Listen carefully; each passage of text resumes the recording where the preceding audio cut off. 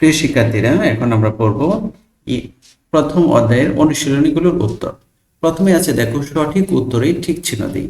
জলজ উদ্ভিদের অনন্য বৈশিষ্ট্য কোনটি? জলজ উদ্ভিদের অনন্য বৈশিষ্ট্য হলো বায়ুকুটুরী, যার সাহায্যে কি জলে বাস করা সহজ হয়। ক্ষতে আছে, মাংসাশী প্রাণীর প্রধান বৈশিষ্ট্য কোনটি? সেটা হচ্ছে তীক্ষ্ণ দাঁত। মাংসের সাথে কিসের সম্পর্ক? দেখো, তীক্ষ্ণ দাঁতের একটা সম্পর্ক আছে। শ্বাসমূল কোন উদ্ভিদে পাওয়া যায়? শ্বাসমূল পাওয়া যায় সুন্দরী উদ্ভিদে। ওকে, 2 নম্বর, শূন্যস্থান পূরণ করো। নিচের শব্দগুলো থেকে সঠিক শব্দ নিয়ে শূন্যস্থান পূরণ করি। কি কি আছে? বায়ুতলী, চর্বিস্তর, ফার্ন, বায়ুকুটুরী, মাছ। ক্ষতে, জলজ উদ্ভিদকে পানিতে ভেসে থাকতে সাহায্য করে বায়ুকুটুরী। তীব্র ঠান্ডায় প্রাণীর দেহকে গরম রাখে চর্বিস্তর। ছায়াযুক্ত স্থানের একটি উদ্ভিদ হলো ফার্ন। 3 নম্বর আছে দেখো, সংক্ষিপ্ত উত্তর প্রশ্ন। জীবের আবাসস্থল বলতে কি বোঝায়? তো আমরা উত্তর লিখব, যে স্থানে কোনো জীব স্বচ্ছন্দে বসবাস করে সেই স্থানকে জীবের আবাসস্থল বলে। আবাসস্থল জীবের খাদ্য, আশ্রয় এবং বেঁচে থাকার জন্য প্রয়োজনীয় সব পরিবেশগত উপাদান সরবরাহ করে। খ নম্বরে আছে, স্বাদু পানির পরিবেশে কি ধরনের প্রাণী ও উদ্ভিদ থাকে? অর্থাৎ স্বাদু পানির পরিবেশে কি প্রাণী থাকে এবং কি উদ্ভিদ থাকে।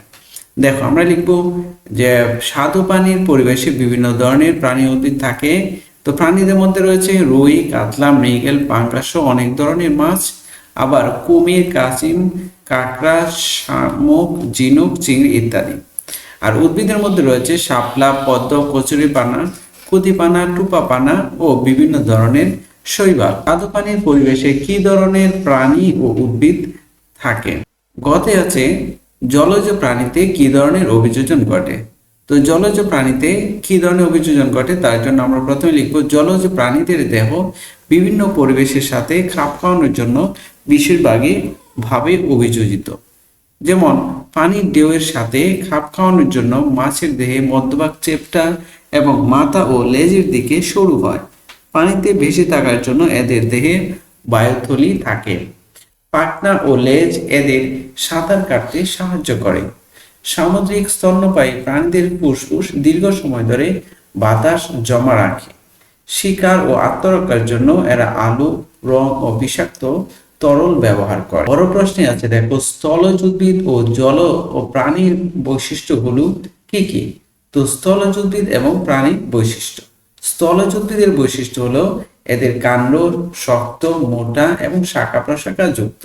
এদের মূল শক্ত, মোটা এবং শাখা প্রশাখা যুক্ত হয়, যা কাণ্ডকে দৃঢ়ভাবে মাটির সাথে আটকে রাখতে পারে।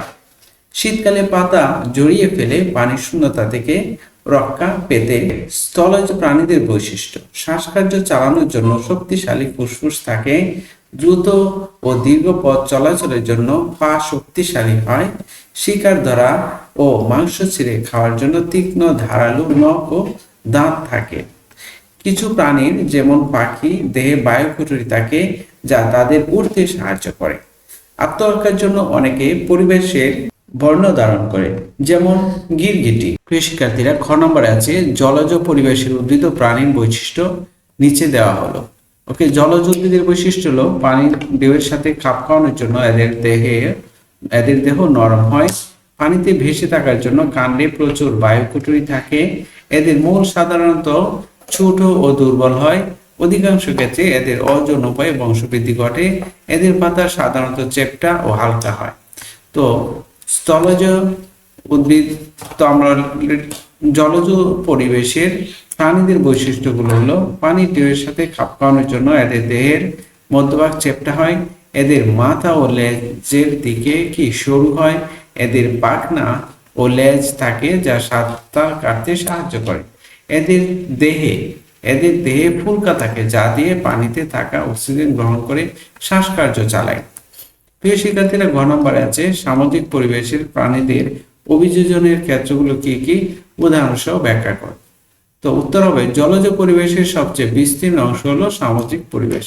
এই পরিবেশে পানির লবণাক্ততা, প্রবল চাপ ও ভিন্ন ধরনের খাদ্যের কারণে প্রাণীদের বিশেষ অভিযোজন দেখা যায়। নিচে সামুদ্রিক পরিবেশের প্রাণীদের অভিযোজনের ক্ষেত্রগুলো দেওয়া হলো। ওকে, তো সামুদ্রিক পরিবেশের প্রাণীদের কি কি বৈশিষ্ট্য থাকে দেখো। দেহের গঠন, এদের দেহের গঠন কিরকম থাকে? সামুদ্রিক মাছের দেহ সাধারণত মাথা ও লেজের দিকে সরু এবং মাঝখানে চওড়া হয়। এতে তারা পানির ভেতর সহজে ও দ্রুত চলাচল করতে পারে, যেমন রুই মাছ, ইলিশ মাছ। শ্বাস প্রশ্বাস, অধিকাংশ সামুদ্রিক মাছ ফুলকা দিয়ে শ্বাস নেয়। কিছু সামুদ্রিক স্তন্যপায়ী প্রাণী ফুসফুস দিয়ে শ্বাস নেয় এবং বাতাস নিতে পানির উপর ভেসে ওঠে, যেমন ডলফিন আর তিমি। লবণাক্ততা সহ্য করার ক্ষমতা, সমুদ্রের পানি খুব লবণাক্ত। সামুদ্রিক প্রাণীদের দেহ এমনভাবে তৈরি যাতে তারা অতিরিক্ত লবণ সহ্য করতে পারে, যেমন সামুদ্রিক মাছের ত্বক ও বিশেষ গ্রন্থি। সামুদ্রিক প্রাণীরা শিকার ধরতে ও শত্রুর হাত থেকে বাঁচতে নানা কৌশল ব্যবহার করে। কেউ রং পরিবর্তন করে, কেউ বিষ ব্যবহার করে, যেমন অক্টোপাস শত্রু দেখলে রং বদলে আত্মরক্ষা করে। পানির চাপ সহ্য করা, গভীর সমুদ্রে পানির চাপ খুব বেশি। সেখানে বসবাসকারী প্রাণীদের দেহে বিশেষ ক্ষমতা থাকে যা চাপ সহ্য করার জন্য, যেমন গভীর সমুদ্রের মাছ, এগুলো চাপ সহ্য করার জন্য কি বিশেষ ধরনের এদের একটা ক্ষমতা থাকে। প্রিয় শিক্ষার্থীরা, এই হচ্ছে সামুদ্রিক পরিবেশে প্রাণীদের অভিযোজনের ক্ষেত্র। আশা করি বুঝতে পেরেছো। পরবর্তী ক্লাসে আবার কথা হবে। আল্লাহ হাফেজ।